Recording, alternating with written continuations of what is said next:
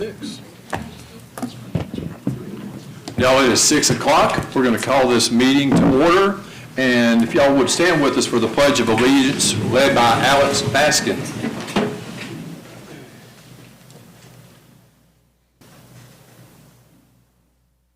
Pledge allegiance to the flag of the United States of America and to the republic for which it stands, one nation, under God, indivisible, with liberty and justice for all.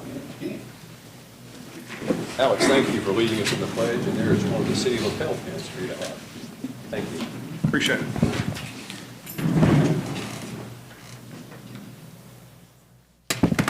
Alderman Miller, would you lead us in our invocation? Thank you. Heavenly Father, once again, Lord, we come and say thank you.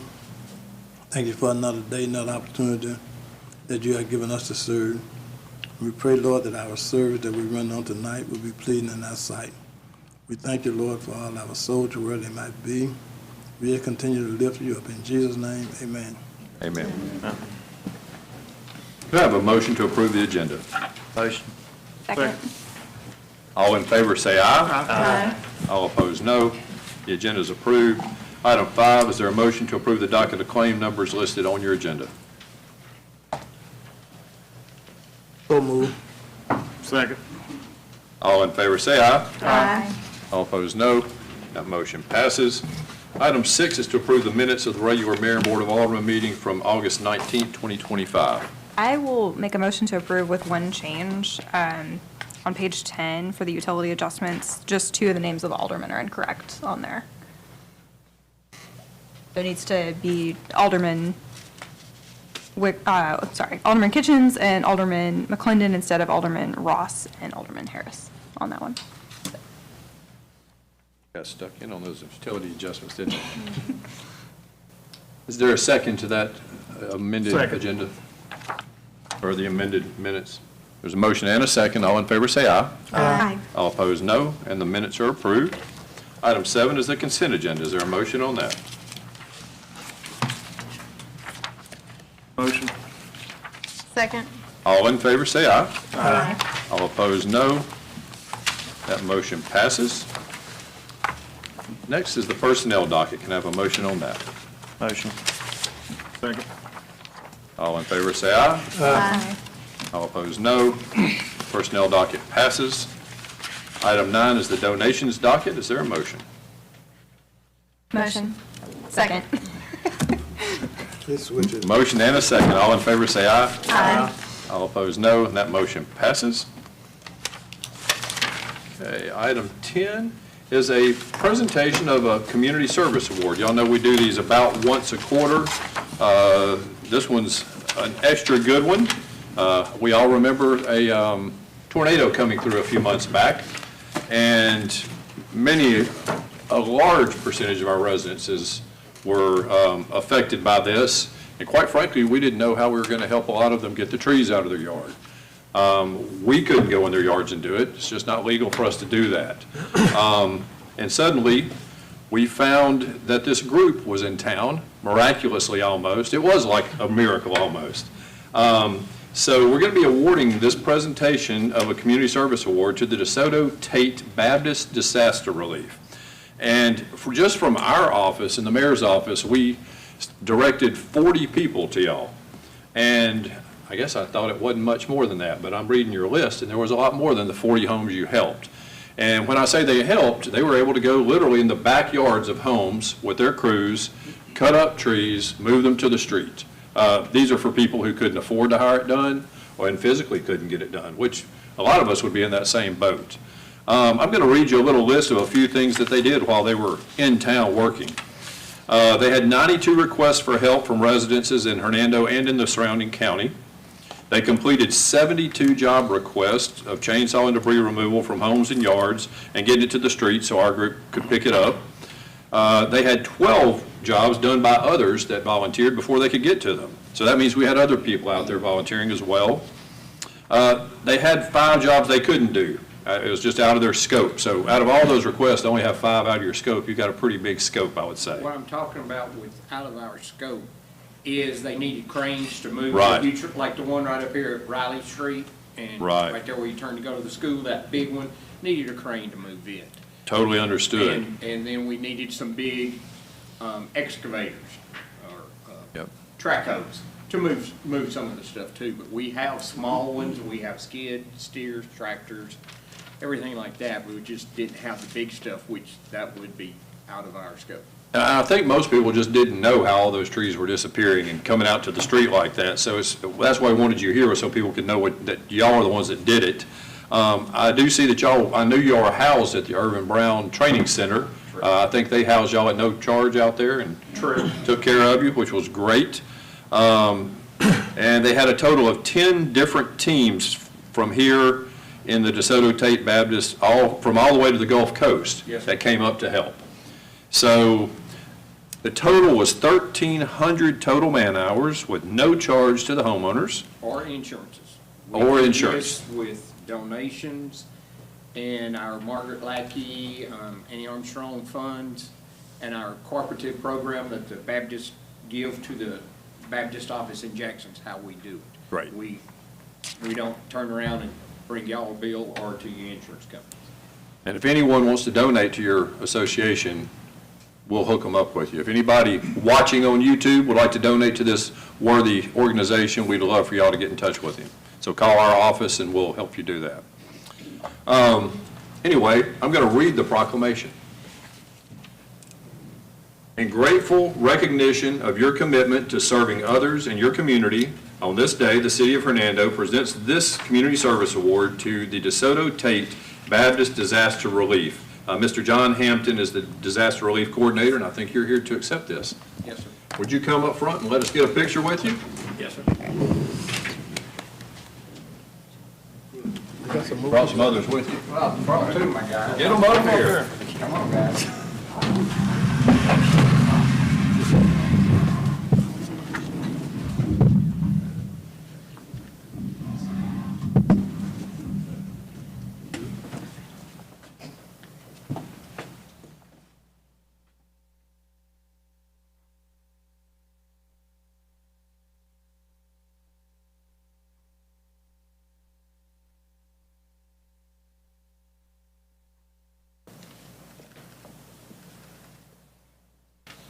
Thank y'all for the great service y'all did.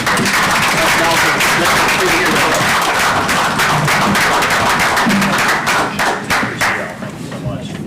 Thank you so much. Thank y'all. Thank you so much. Appreciate it. Thank you. Now we'll get back to the mundane stuff. Item 11 is the approval to accept the Bank First 4% interest bid for the EWP grant reimbursement anticipation loan not to exceed $682,523.50, and to authorize me to sign all the documents. And that was the best quote we had from the local banks.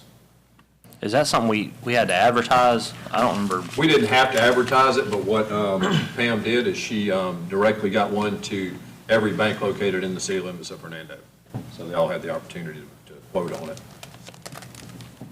And this is for I'm assuming it's for the EWP projects that were done, like, It's the ones we just now 51 right started. there? Okay. Yeah, they're doing one behind Pebble Creek Cove right now, one of the 4. And the reason, just to remind everybody, the reason we needed that loan is with the EWP projects, we have to pay for the whole amount before we can get reimbursed. And it's $600-something thousand. So we're going to use this as a cash flow loan in the utility department to cash flow that. And as soon as it's done, the bank knows that we'll be getting reimbursed and paying that loan off immediately. So it shouldn't be a whole lot of interest over probably just a 3-month period. So is there a motion to approve the best quote? Motion to approve. Second. All in favor say aye. Aye. All opposed, no. That motion passes. Item 12 is the resolution declaring September 22nd through 26th as Stormwater Awareness Week. Can I have a motion to approve that proclamation? Motion. Second. All in favor say aye. Aye. All opposed, no. That motion passes. One of the items that we've been discussing in the upcoming budget was the match money in the Parks Department for the LWCF grant funding, which would put new lighting that would light the Kirkendall Park sports field. We have been awarded the grant, and it is in the current budget y'all will hopefully approve, but we have to get official approval from this board to accept that grant, and that's a 50-50 match. And it is in the budget that's been presented to y'all. Are there any questions on that one? Or a motion? This is doing LED, everything, right? And then updating the electrical out there. Is the point that the lights aren't functional, or is it that they are not? What's the reason for switching the lights out? Go ahead. Jared, would you come up and give a short explanation?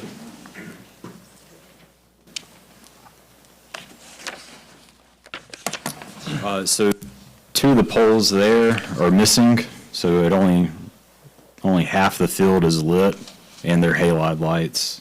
They're just not energy efficient. And I think the two poles that are still standing were given to us by the city of Horn Lake about 15 years ago. And they were replacement poles when they upgraded, and we got their old poles, so.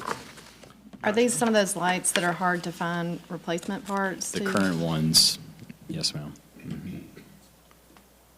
So would the thought be that when we get these lights installed, it would help our youth football league practices and the people who are playing frisbee football and touch football? And It would really activate that whole park. I mean, it alleviate or give the opportunity for some soccer practices, on that field, which we've had to do in the past, but we've only been able to do for half the field because of the lights. But Is there any way in which it might help boost revenue to? I'm sure, yeah, Yeah. Because you said there are Haifa practices out there. they do. How will they be controlled? It depends on the manufacturer. So just an example, the ones we have at soccer are Musco lights, and they can be controlled remotely or they can be set on a timer. I can turn them on with my phone right now. So I would hope these would be similar to that. The technology's advanced a lot more than the wood poles and the halide lights that are out there. There's stuff out there I don't even know about, I'm sure. there's not really a reason for those to be able to be turned on by citizens because we do have the low-level lights that light the walking track for any time of day. There's no other questions. Is there a motion? Motion to approve. Second. All in favor, say aye. Aye. All opposed, no. No. There's one no vote. That motion passes. Thank y'all. Thank you. All right, item 14 is the discussion of the opioid settlement funds and two requests from DeSoto County and for the 21st Circuit Intervention Court. I know in y'all's packet, y'all had gotten a letter from the Board of Supervisors requesting that we help them fund their crisis center. And we also have Mr. Bramlett here who is running the drug court, and they have requested that we help fund them. In our budget, based on what we know, we think we're going to get about $40,000 a year for some period of time with the opioid settlement money. Everyone, I think, would like, I know the people who are giving the money and the ones who did the lawsuit, hope that this money would be used to help people who have opioid addictions. We know the crisis center that DeSoto County is asking about will do that. We also know that drug court has a great history of helping people with opioid addictions. So both of them, I think, fit the bill and are shown a good history of doing, well, I would say drug court shown a good history. And we know that the Region 4 has been doing good work, and they'll be running the crisis center. So I think they're both valid. You have the letter of request from DeSoto County in here, but Mr. Brandwood is here from the drug court. If you'd like to come up very briefly and talk to the board about the need in your drug court. So I met with Mayor Johnson maybe a month or so ago, and we had been going through that paperwork essentially about the opioid settlement, and we ran across a part of it. It's about a 30-page document if you guys haven't looked through it on how they, I guess, expect everybody, the cities, municipalities, and counties to spend that money. And we were listed in there, support treatment and recovery courts to provide evidence-based options for persons with opioid disorders and any occurring substance and abuse mental disorder and health conditions. So it got us to thinking we would at least put ourselves out there as an option for you guys to put that money towards. And we've met with other municipalities in the area just to say, hey, we're here if you guys want to. And if you're unfamiliar with drug court, a lot of people aren't. I was an officer for about 14 and a half years, and I really didn't have a good perception of drug court at the time. And now that I've been working there, it does a lot of good for the community.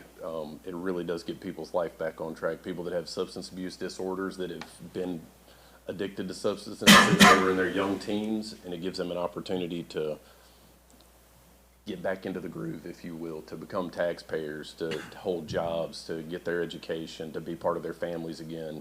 And it's a really good thing. And in the paperwork that I handed out to you, we've had over 700 participants since 2006. And if you don't know, we test at least 3 times a week for each individual person, and it's all done randomly. And that's what we would be asking for the funding for partially, is just the chemicals that it takes to run the machine. That's kind of our lifeblood, if you will. And we do get a lot of funding through administrative offices of courts. That's our primary source of income. But those testings 3 times a week, and it also, we do an 11 panel and a 16 panel test. It just depends on, it's kind of randomly generated. But we test for cocaine, fentanyl, opioids, prescription medication, heroin, and alcohol. In 2023, we did 14,356 urine screens. In 2024, we did 14,148 urine screens. And as of July 23rd, we've done 15,025 samples from a year prior. Currently, we have 31 participants that live within the city limits of Hernando, and another 10 that live within the Nesbitt zip code, the 38651. Not to mention, on top of just the drug and substance abuse problems, we also address mental health. All these participants, they go through intensive outpatient treatment with Region 4 3 times a week for 3 hours a day for the first 10 weeks that they're in the program. So it really is life-changing for these folks, and the benefit, I guess, of a municipality putting that into this program is it's the people that live inside your cities. There's less crimes that are committed by substance abuse people or people with substance abuse disorders. And it just gets their life back on track, lets them become actual taxpayers, citizens, job holders, and again, get back with their families and kind of bring everything full circle. But I'm here if you guys have any questions about the program, feel free. Also, for the record, that I'd like you to state that the participant in this program, they also pay fees, so it's not a free ride. They pay fees. Yeah, absolutely. And then they also require that they don't have high school diplomas and stuff. They have to make sure that they get a high school GED or something in order to make them viable for the workforce when they finish. So it's a lot of requirements on them also. That's including to make sure that their fines is paid also. So they have to pay their fine, then also a fee. So it's not a free ride. No, it is. That's the most important thing, let them know that it's not a free ride. It's demanding, And I'd love to invite y'all anytime you want to come to drug court. We every Tuesday at 9 a.m. If you want to come sit in and just see how it operates, there is a lot of accountability, a lot more than I thought was going to be in the program when I first took over. And we definitely hold people to a standard, and it is like Mr. Miller said, it is not a free ride. There is a lot asked of them, but when they get towards the end of the program, there's a lot of appreciation for the program. And we're just fixing to have our graduation in October, and we'll be losing some people, but they've earned that spot to be able to get back out there. And we require 36 months of clean drug and urine screens, and it is a long commitment. But if you guys have any other questions, feel free.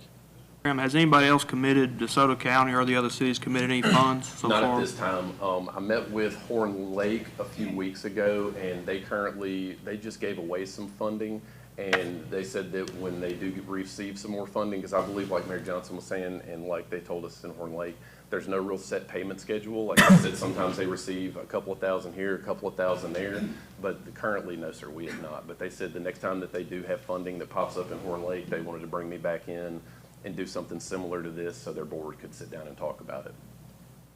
But the county is giving you all their opioid settlement. No, sir. No, sir. Okay. I believe, if I'm not mistaken, and I don't. Yeah, the wanna- county's going to use theirs on the crisis That's center. what I was going to say. Oh, that's I think okay. all Yeah, of it my is bad. going Two to different the mo- crisis center for the county, yes, sir. Gotcha. But no, sir, we have not received any other funding from any other municipalities or the county. Mayor, is the idea that this is gonna be a recurring, every time we get money, we'll just split it two, or is that? For at least this year. I wouldn't expect y'all to make it a commitment past a year. And my thought was that if we get 3,000 in tomorrow, then the next docket will show 1,500 going to drug court and 1,500 going to the county for the crisis center. And we would just, as we get it, we would spend it. We wouldn't obligate any certain amount. It would just be an understanding that we were going to give. I think what there's we gonna be get. some legislation dictating where you can put this money in the legislature. That's what I've heard, and I feel like these would satisfy that. And one more thing I'll add too, so part of our process to get into the program, you have to do a screening with us and then a screening through Region 4. It's an assessment. That actually costs them out of pocket $130. And while that's not a lot of money to a lot of people, for some people that is a lot.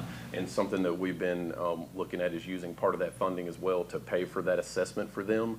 Because sometimes that assessment fee, that $130, can stand in the way of them getting in or not getting into the program. And so that would be one thing that we could look at, is if they screen with us and they're a good candidate, using part of that money to fund that as well. So we could almost use, I've already talked with Region 4 and they can invoice us and we can do kind of a voucher program with them. And that way we may be able to use that funding to get people into the program that otherwise wouldn't be able to. Because again, some of these people have such substance abuse problems that asking them to come up with $130 is an impossibility. And I know that the main thing here is to try to help people with opioid addictions. Just the human factor is the main thing. The other thing that accidentally happens is, by getting them in this program, the citizens of Hernando save tax dollars. We're not paying to keep them in jail.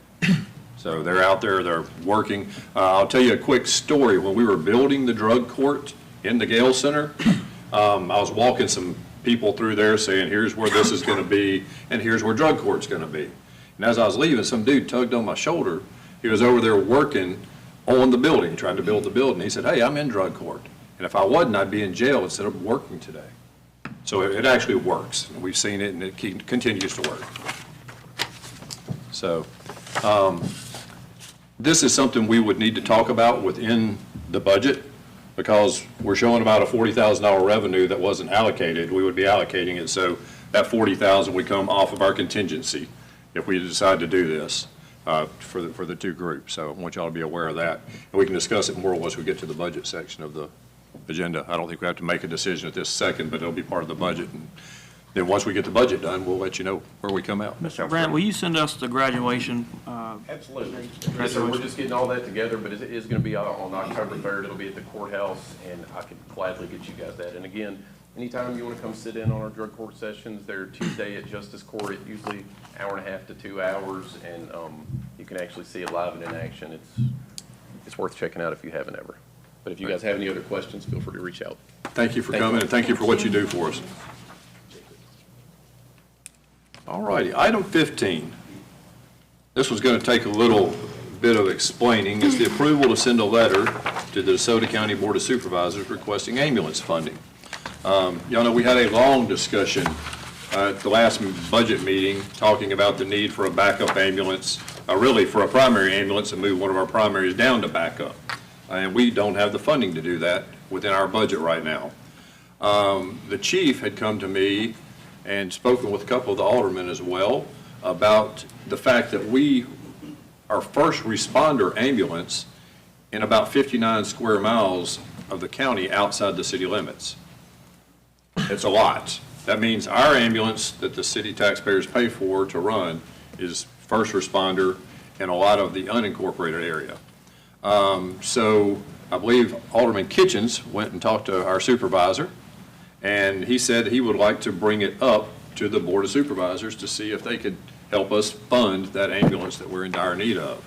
So I've written a sample letter request in here, and if y'all would approve that, for us to send to the Board of Supervisors. I actually called and talked to Supervisor Robert Foster and asked him what he wanted in the letter, and he said, really just tell us what your reasoning is and why you think you need it.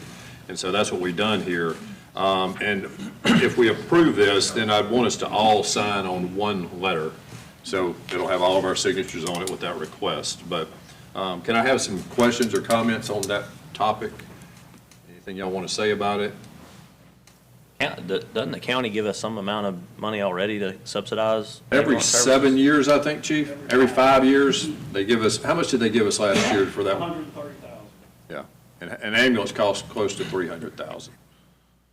With this one, the request is really to request an entirely new, because we're at that point where we do kind of need one. And the kind of, I think the best value to the county really is that the alternative would be that they would have to build out a system where they service those areas themselves, which would cost them a lot more than this ambulance. And so, you know, it's worth it to them. It's definitely worth it to us. So I think And it never hurts to ask. it never hurts to ask. So there's, we're not asking for a specific amount. Are we asking, I mean, the letter doesn't. We could. I was a little vague on that because I didn't know if they would want to fund a partial or a full ambulance or what.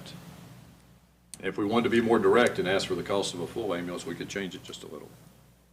I think ask for, you know, when I talked to Supervisor Foster, I was, you know, the context was, you know, we were looking into them funding the entirety of one, so it doesn't hurt to ask for the entirety of one, and then if they say, well, we can only do half, then you know, we can kind of go from there. But we don't really have the money for half of one either, so. That's, This year we don't. I mean, that's the end of the, I mean, at the end of the day, when you go request money from anybody, they're gonna wanna know how much skin you're gonna put in the game. And right now, based upon the numbers that we're looking at now in the budget, we just barely, and I say again, barely, balance this budget. So if you take even if, say we get, if they give us half of it, that's another $150,000. We're just talking about in the last item, Yeah. $40,000. So you're talking about half of 300, that's $150,000, right? Yeah. $150,000 plus $40,000, that's what? 190. $190,000. It's amazing, but where's it gonna come? You know, we don't print money. Where's the full amount? Yeah, and that's. That's my point. Our skin in the game, really, in my conception of it, is that we're putting up the operation cost and the logistic cost, and we're the worker bees, and they're the ones that are kind of giving us the equipment. That's my point. My Yeah, point that's is our that match is you that we're either running ask for all the funding or nothing at all. That's my Okay. point. Yeah, Because we don't have that's the a good money. point. Yeah. So I can change that last sentence to ask for full funding of a new ambulance at approximately a cost of $300,000. Chief, where are we at on that 5-year schedule? Is it, I think our last payment was probably 2 years ago. okay, But now, every city gets that exact payment. And the reasoning why I mentioned to the mayor that we probably need to ask for a little more help is Horn Lake gets the same payment we do, and they have 0 square miles that they cover in the county. Olive Branch gets the same amount of money we do, and they have 9.9 square miles in the county that they're responsible for. We have 59.8 square miles, which is more than 2 times the size of our city. But we all get the same dollar amount. Well, and seeing the age of our fleet too, like, because that's what I'm referring back to, because we talked about this anecdotally, just like, that they're about this old, it's the lifespan of an ambulance, and I like that you point out in there that we have 3 full-time ambulances running and a backup. I think it'd be good to put the mileage and the years in there, or the ballpark on it, I mean, because that old one, it's literally, our oldest one, the backup one right now is a 2017 with 220,000 miles on it, and then the oldest one that's actively in service is a 2018 with 143,000 miles on it, which, I mean, my car's pretty close to that on age and miles, but I'm not saving lives with it. That's a good point. Yeah, we could add that in that letter. I think that would help justify, in addition to the coverage area, reasoning for us to have that. And to Alderman Kitchen's point, we're the ones running it, so that continual cost. And we're also housing them. You know, Yes. we spent, I think, $80,000 doing remodels to this fire station just to accept an ambulance. Right. Marshall, how much does it cost to outfit the ambulance once we get it? Is that 300,000 included in that, or is that? Well, the 300,000 would just include the ambulance and the actual power load that's mounted in the ambulance. We don't really have to stock it because we have the ambulance we're putting in its place. So we'll take everything out of that ambulance and put it in it. Because our backup ambulances, we have some backup equipment, but whenever they swap out, we normally swap out the equipment that's not mounted into the backup ambulance at that time. So it's really just the ambulance itself is what we would need. You have the staff already for this? Yeah, and it's the same staff that Replacing we have the now. existing. All we're doing is getting a more reliable ambulance, you know, to cover the area. So the 300 should cover, And I'm not even saying it to be the whole 300,000.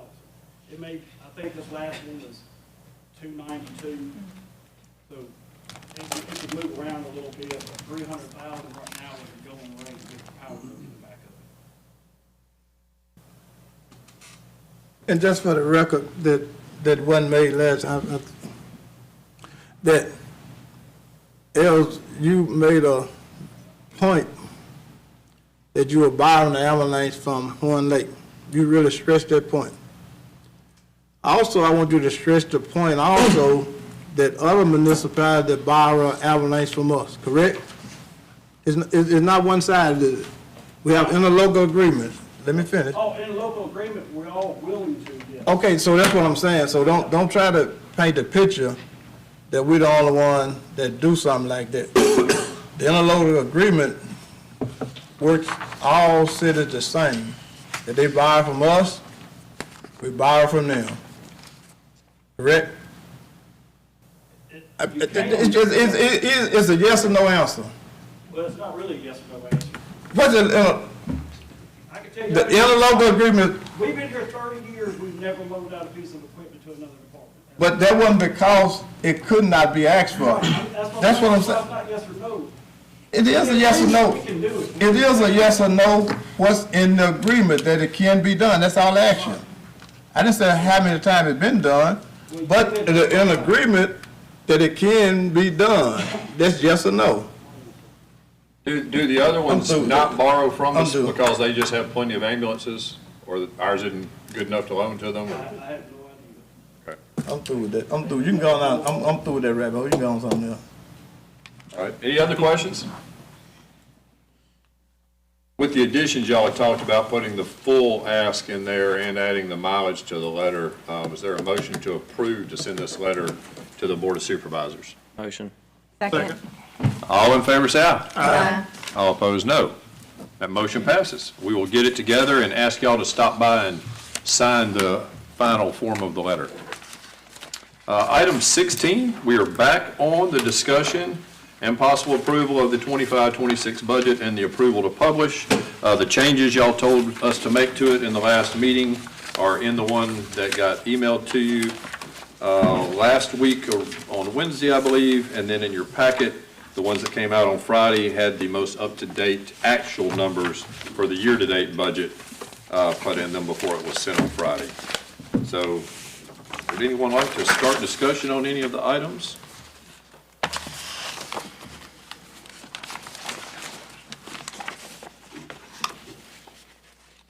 And I think that anything that I changed since our last meeting is in red out in the columns, so it's easy to spot.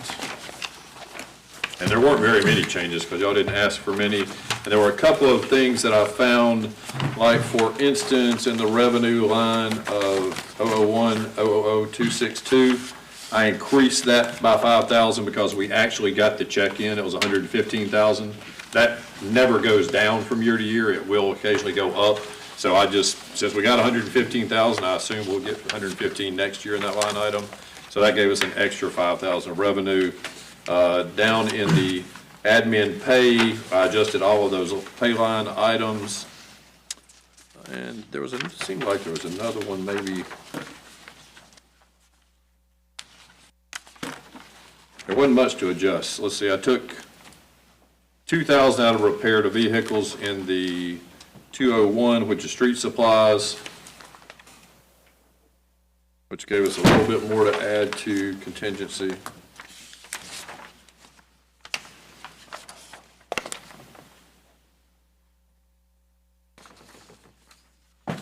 If y'all would look at, if you go to 001-550-910, 001-550-910, and you just drop down 3 lines.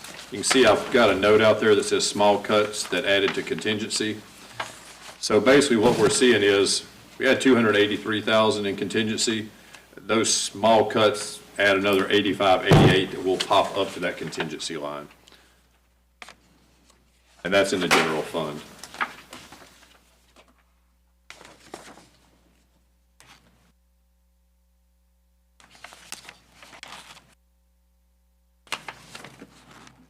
So while y'all been browsing over it, and I know y'all spent most of your Labor Day weekend looking it over, y'all came up with any new ideas or things you would like to discuss? I am all ears.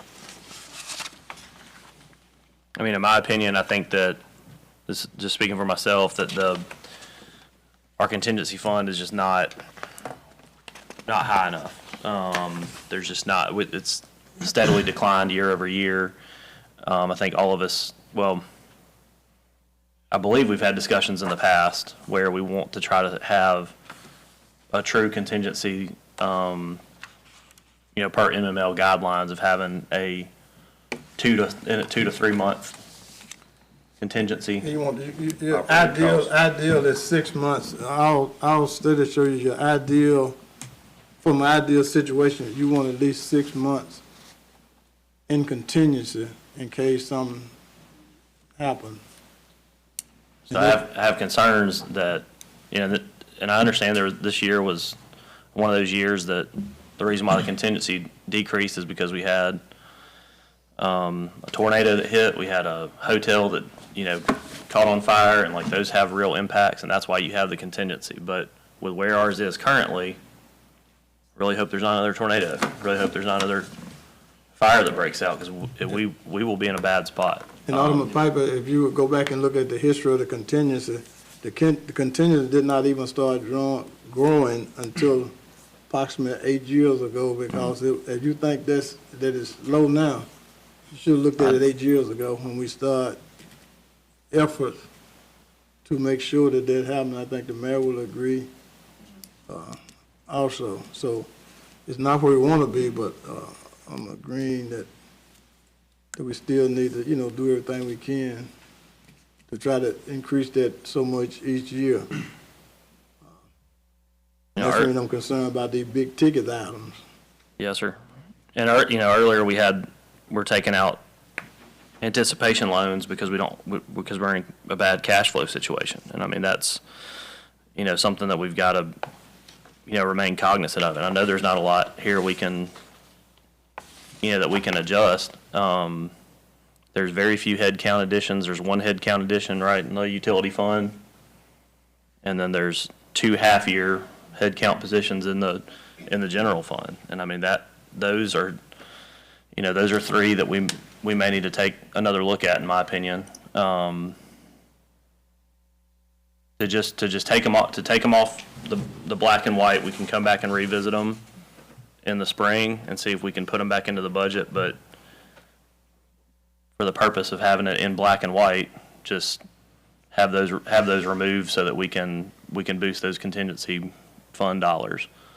And that's kind of where I've landed, just in, looking at all the numbers and, thinking on it, and that's where my concerns are.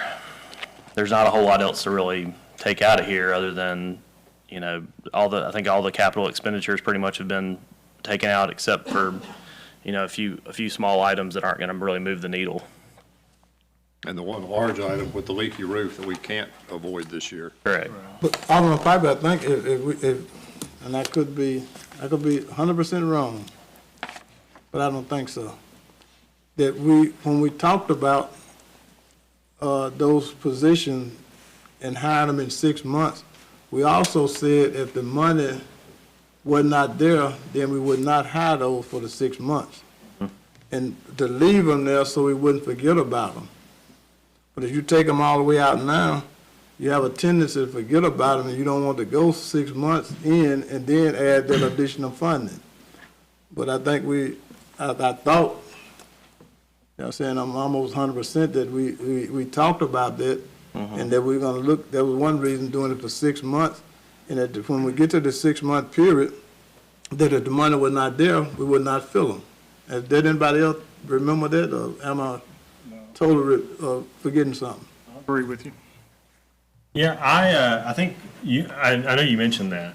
I think realistically, the department heads are going to let us forget about them, for one. And then two, if we can do this and apply it automatically to the contingency fund, then we know we've got the money, we're budgeting to have the money, and that way we're only doing our budget on what we have. And then if we have more, I think it makes a lot more sense to go back and add it if we do have it more than vice versa, just because it's better to, in my opinion, it's better to budget on what you've got, and then make the adjustments if it materializes. But part of the budget is not what we have, it's what we're projecting anyway. Right. Correct? Well, So we can't say that we have it, because the budget is a what? Projection. fair. But I'll say And it's then- better to make our expenditures based on what we are reasonably projecting than to do it on hypothetical that we hopefully. that we But hope at the materialize. end of the day, then the board gonna decide whether we're gonna leave it in or take it out. Right. Will you repeat what positions those were? So in the utility fund, there's an engineer position that was meant for I&I, correct? There's one of those, and there's also a water technician. There were 2 in the utility fund. So I think under the general services contract that we have with Civil Link, I think we could farm out some of that I&I work rather than have a full-time employee that we're paying benefits, retirement, et cetera. I think that could be a compromise there potentially. That's just that's an option that's out there, right? I don't know if you, It is available to us. Because then I if don't we, know if that, I don't know, Lee, what you think on something like that, but I'm just trying to look at, the contingency for the utility fund is $3,000. So adding a position that's gonna probably run us all in $100,000 is, I know that they could potentially they could reduce the cost of the crew fees or whatever it might be, but we could do it with a third-party vendor that might make more sense. I think the third-party vendor would cost you an exorbitant amount of money. Now, while you don't have benefits and insurance and stuff like that you're paying, I think their rate is several $100s an hour. I say if we're gonna cut them, let's just cut the positions and probably just not focus on that this year. you know what the potential upside savings of getting all of that taken care of would be? I know it's a lot of money and overages. In a perfect world, it's gonna take years to find all that infiltration and clear it up, if it's ever even possible. Right. I feel like somebody totally focused on it. And Joe, I'm going to look at you. You represent us on the Regional Sewer Authority Board. I feel like if we had 1 or 2 employees who were totally focused on nothing but finding the infiltration, it could very quickly save us $200,000 to $300,000 a year. Yeah. Joe, would you agree with that? I agree with that. Yeah, that's a reasonable figure, I think. If you just find 1 or 2 manhole covers off of damaged manholes in a big rain, you could just run up a big bill right there, just. How many? You got 1,000 manholes. How, if you had someone laser focused on it, how long would it be before, like, we really started seeing a lot of diminishing returns on that role? It's tough to say. You can walk around the corner and, go off in a ravine and find a busted sewer pipe, or you could hunt, and, find 3 cleanouts. Yeah. With the tops on them. Well, like, I guess my question is, if we're in this for a few years and we start to see a lot of our overages kind of disappear because we find a lot of issues, like, what do we do with the guy at that point? It never ends. Yeah, it doesn't end. Yeah, they keep getting, a lot of them get damaged. Sure. Just damaged by people, we don't know it. Right. Yeah. So it's always ongoing. Yeah, pipes running across creeks and stuff like that, they're gonna break eventually. A big stump or wall of water come down, they're gonna break. people, kids, whoever messing with manholes all throughout the city, leaving the cover off, there's always gonna be a need for that, for sure. Always. And then, of course, we have, they can, in a perfect world, we fix everything, make it the water free. You know, there's plenty of room there. I think that we absolutely need to focus on the infiltration and start working on it, but I also understand the $2,000 contingency is not acceptable. Yeah. So I get it.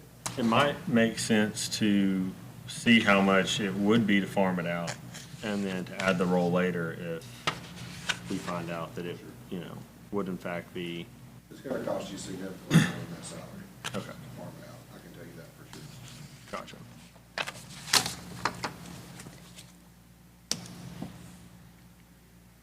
We kind of got off track, Ben. They were asking you which employees we. Sorry, yeah, so there's that- so Utility there's that fund was the one. water tech and the engineering Correct. assistant. And then, And then for, in the general fund, it's the half-year salary for the assistant parks director and the half-year salary for a P4 police officer. Which I would think would be 80,000 ballpark. That's fair to say, between the two of them, all in. maybe a tad more even. Yeah, Tad more than that's- that? yeah. And I do think that in February, that when things start warming up and all the registrations start and everything else, that Jared would probably be like, hey, don't forget, things are getting busy. Like, is it time to look at this again? Jared's not going to forget about it. I don't, so, I mean, it's really just numbers on a page, but it's just kind of the intentionality of like, let's really focus on having that contingency number moving in the right direction, because it's concerning to me that we've set a goal in the last 4 years of trying to get where we need to get to, and that number is not going in the right direction. So it's very that's a concern to me. We wanted to try to get it to $1 million or $1.5 million or $2 million, and it's just, we gotta make tough choices. I mean, it's not, I don't delight in doing that at all, don't get me wrong. It's also, head count's one of those things that's every year, you know, and so it's not like, you know, even if we have it this year, it's not like it's going away the next year, you know, so if we don't have it this year, it's very, you know, it's hard to make a plan based on that. I would say, and I just circle back, and I know I've already, you know, beat this to death last time, but I do think in a year where tax receipts are going up, I do think it's not advisable for elected officials to receive raises, in my opinion. And so, and being that preference to you, so you think that, you believe that the department that's understaffed the most should not have that person for a half a year? Out of all the departments, with the minimum, with the number of personnel that they have and the requirements that is placed upon them, also they're some of the lowest paid staff in the city. And yet and still, we're gonna sit there tonight and say that we should not put in the budget for that person for 6 months with everything else that's going on. And I think we looked at the numbers, everything down there have increased. Programming, you part of it. So our programming has increased, we got more participation than ever, but yet and still, this particular department that we want to not put it in, like I said, it's in black and white, there ain't no money. So what's wrong with leaving it in there? That's my point. Are you just saying that people are naive enough to know that, all right, they moved it out, they're gonna put it back? I'm through with that, so. Yeah. Lee, can we go back to you? The water service tech, how needed is that? I mean, I know it's in there, so I know you know it's needed, but it was, we had 2 budgeted for, we cut it down to 1. Obviously, we got new neighborhoods, we got new subdivisions, they're huge, and water pipes leak, if they break, and we've got to have people sent out to fix them. Of course, obviously, it's at you all's discretion. And what's the ballpark on that salary? Docket, I can't answer that, I'm not sure. I didn't bring my salary sheets to the meeting, I'm Yeah, I sorry. didn't get mine to the truck. I think the base on it's around 35. I don't know what all that number is. But I don't know, if we want to look at some sort of compromise that, someone who has the potential to save us hundreds of thousands of dollars, versus, I know it's feet on the ground and working, but, I don't know. So you say base 35 an hour? No, 35,000 base salary. Okay, gotcha. I don't know what the all-in number is, but I would definitely consider the engineer's helper a lot more viable. Because if we don't start working on this infiltration, it's just gonna keep going up. Up. And so you would think that this position will definitely pay for itself? I think so, sure. Yeah. Well, we I did, think we could hire, 3 guys and put the sewer trailer back in there, and absolutely it would pay for itself. Maybe not the first year, Yeah. but at least 100% pay for itself. Absolutely. compared to doing like smoke tests and figuring out where, They'll be doing that in addition to that. But once you do the smoke test, and you got smoke coming out of the ground, you gotta go in and see what's wrong with the pipe. And just kind of, put it into perspective, the camera crews and stuff that we hire, they're all about the same price. It's about $5,000 a day. And that's, them showing up at 8 o'clock in the morning and leaving at 4. But it wouldn't take long to pay for that camera trailer, without hiring the subcontractors.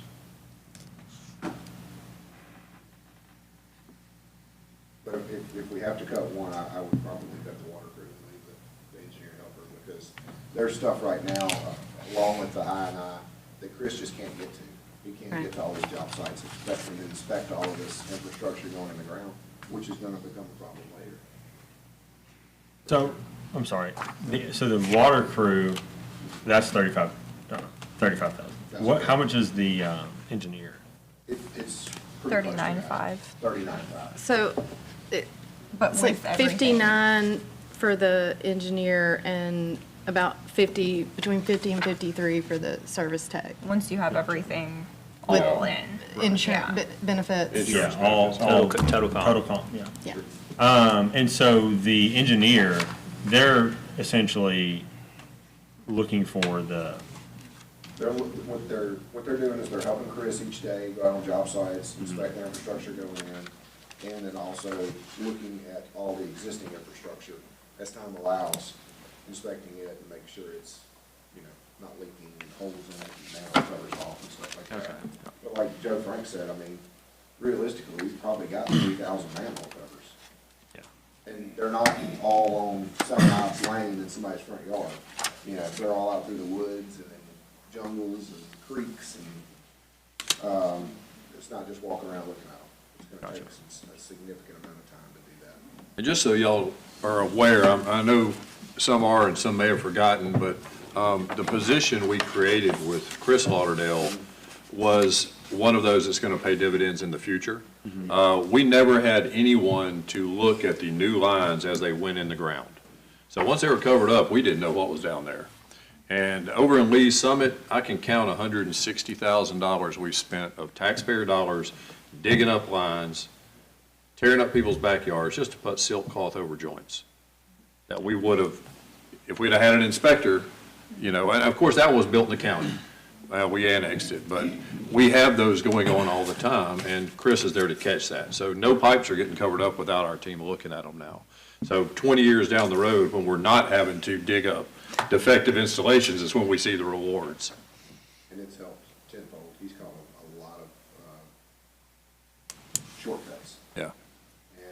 not only that, but, you know, he's caught a lot of,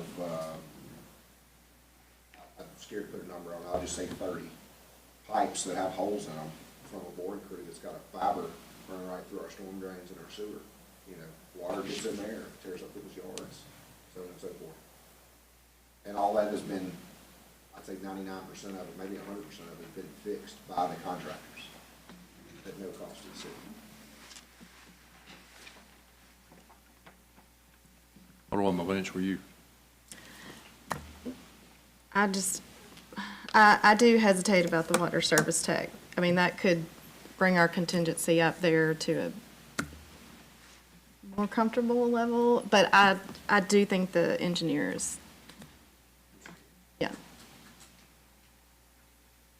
I don't know if you guys know this, but I mean, that contingency right now would buy a set of tires for a brush truck. I mean, that's really the deal with it, is that it's not that I don't see the value in like what you're proposing or anything like that. It's the reality that like, It's reality numbers. and it's the reality, whether it's the utility fund or this other one, you know, general fund's $21.7 million budget, and we have $293,000 of leeway, so that's like 1%. So we have a 1% margin of error on these projections that we're talking about, and that's incredibly uncomfortable. You know, I think it should be uncomfortable for everybody in the room, because you're talking about, you know, a massive portion of the budget is payroll. And so if the numbers are wrong, where are we going to cut from at that point, right? So that's why we're having these hard conversations, and there's not a whole lot of other places to pull from with the expenses. And it's really not a matter of if something's a good use or not. It's a matter of what is the best use of funds when considering scarcity. You know, it's like these things in a vacuum may be perfectly good things to do, but, you know, considering how scarce our resources are, it's contextualizes those expenses a little bit. And to answer, I agree with you, Alderman Miller, that the Parks Department is understaffed and they need help, and they're growing and all the good things. I'm out there at the soccer field 3 times a week, and it's booming out there. Basketball program's booming. It's all going really well. But I wanted to, when we were talking about all the positions, it's which one do we prioritize over another? You know, so is it just take everything, take all the head count out? Do we? I'm trying to balance that in my mind too. I think is not that one department should favor than another. So that's what I'm battling with on that. Those programs grew because of hard work and effort of those people. And if we continue to work them the way we're working them, without them having additional help, what's going to happen to our program next year? They're going to decrease. Don't think that they're going to stay there as you continue to give them the same level of service. If you don't improve the level of service for them, that they're able to do things.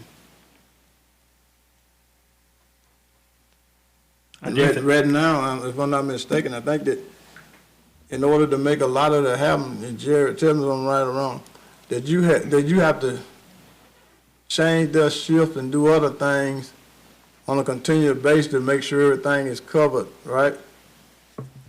You know, so he got employees that don't mind doing it even though that's not their shift, but they really devote their time and effort to try to make it happen. And then every time we try to give them just a little assistance, then there's a period that this board want to say no.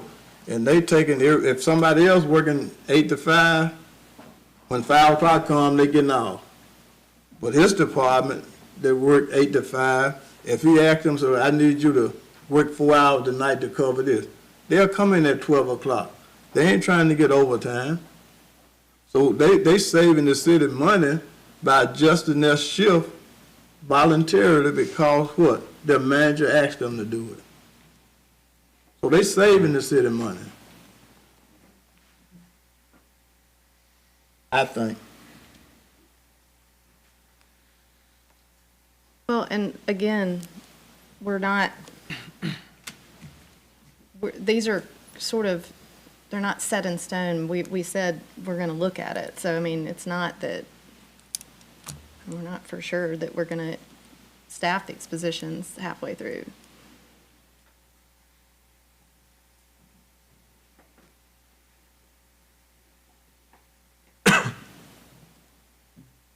I will say, not only will I, like I usually do, be keeping a close eye on the revenue and expense reports, but now we've got the finance committee that's going to be meeting once a month to do the same, so there'll be 4 sets of elected eyes on it every month.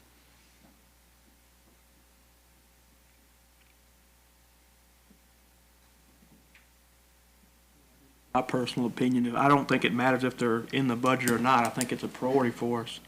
So it's really kind of just what we're talking about. I think we all agree that we need those things. We hope the revenue is there to pay for those, but if it's not, it's not. I don't know what we're talking about. Let's just move forward with what we got. Well, I put it this, Alderman Wicker, when you put something down in black and white on paper, you're more attuned to watch it and look at it and see where you get there or not. But when you take it all black and white, some have absence to forget. But if we keep it on now, we're gonna be looking at it for the whole year. And if when the 6 months come and we can't get there, we don't have the funding, then we're not gonna act on it. But to remove it all the way, I think that's my point. I think the alternative point would be, at this point, it says that these funds will be in the contingency. And then if we were to add those positions, it would make sure that, one, the contingency's bolstered, and then if those positions were funded later, it would already be from the contingency being funded more. But the problem is that there's another inclination that people have to say, okay, well, those are in there, and we technically have the money, but that money's coming from what would have been in the contingency if we hadn't budgeted it now, if that makes sense.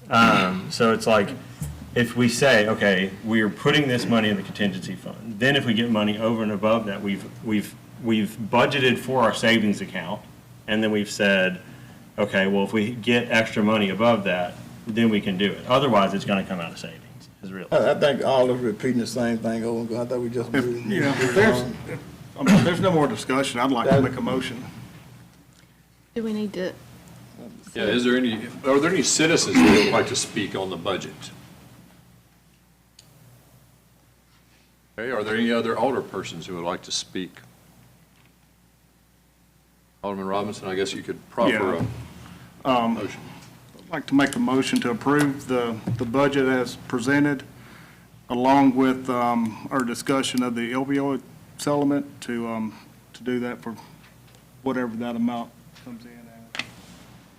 And are you also saying that we're going to look at revenues and not hire the extra employees if we don't have the revenues as Absolutely. projected? Is there a second to that motion? Second. The motion and a second. We'll have a roll call vote. Alderman Miller, Aye. Alderman Robinson, Aye. Alderman Wicker, No. Alderman Kitchens, No. Alderman Piper, No. Alderman McClendon, No. Alderwoman Lynch. No. And that motion failed. Is there more discussion or another motion?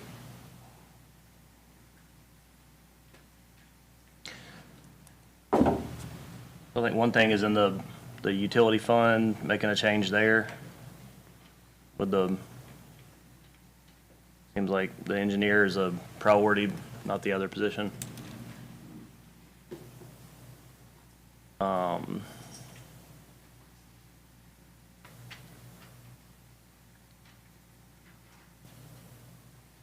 That's one change, I think, Mayor. Okay, I'm writing down remove the water tech and utility.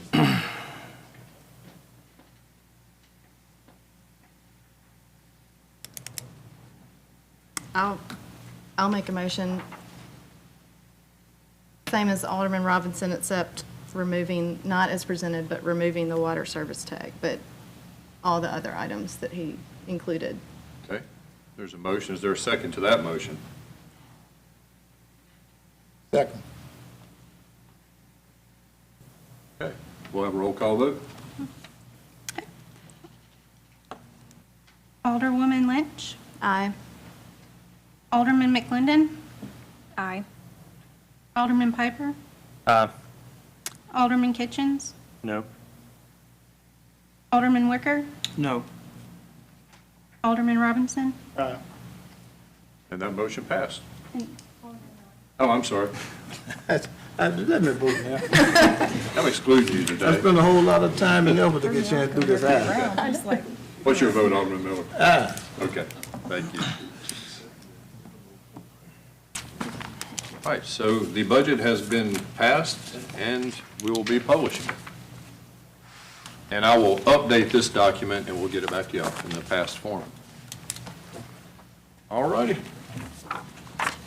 Item 17 is the approval to amend the Civic Center, which the baseball fields and Entry Substation annexation ordinance, and to advertise for public hearing.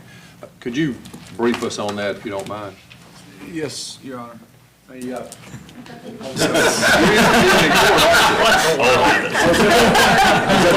was at the supervisors meeting earlier today with a bunch of judges, and we swore in a new circuit court judge and a justice court judge. This has to do with, we've approved the ordinance to annex these two pieces of property. In that process, we got a lot of work done, and then we realized that a certain portion of property that we already own was left out of the overall description. So just to make sure we're all on the same page and we don't have any stumbling blocks, we think it's best to go ahead and make it an amendment. So we would publish for a public hearing at the next, at the first October meeting, and then at that point, if you have the hearing and you approve it, we go forward with the proper meets and bounds of the complete description for the city. But the part that was left out was already in the city, so I don't think there's a lot of angst about that, but that's just where we are. To make sure we're properly before eventually the court, because this will be in Chancery Court for approval. We thought it was best to go ahead and add it to tonight for approval to advertise for the public hearing. Yeah, but there's been no opposition that you're aware of to this? Been no opposition. I'm advised that, that there are no other municipalities involved because they're not close enough to the two pieces of property. And I'm told that it's very unlikely that the county will oppose the annexations of these two parcels. There are no residences on these parcels. Energy owns one piece Energy of property. could oppose it, but there's been no indication that they will. I'll make the motion if there's no discussion. Well, and just to be clear, it's just the Civic Center and the energy station. That's correct. It's just the Civic Center area. To be even more clear, the roadway to the west of the Civic Center, that's in it too. Okay. We used to annex parcels and leave the road in the county. The county's gotten a little grumpy at us about that because we leave the maintenance of the road up to them. So they asked that we take in the road adjacent, all the way to the far right-of-way line. So that's part of that. Did I say that correctly, Joe? Okay. Another question? Yeah. Any more questions? Right. The stables and horse arena, that's always been left out. That's not part of any of this. That stands by itself. Gotcha. It continues, and will continue to do so. So we have a motion by Alderman Wicker. Was there a second? Second. Who was the second? Me. Alderman Piper, sorry. All in favor, say aye. Aye. All opposed, no. That motion passes. Okay, I need a motion for closed determination to go into executive session. Motion. Second. All in favor, say aye. Aye. All opposed, no. And that motion passes. We are now in interim closed session.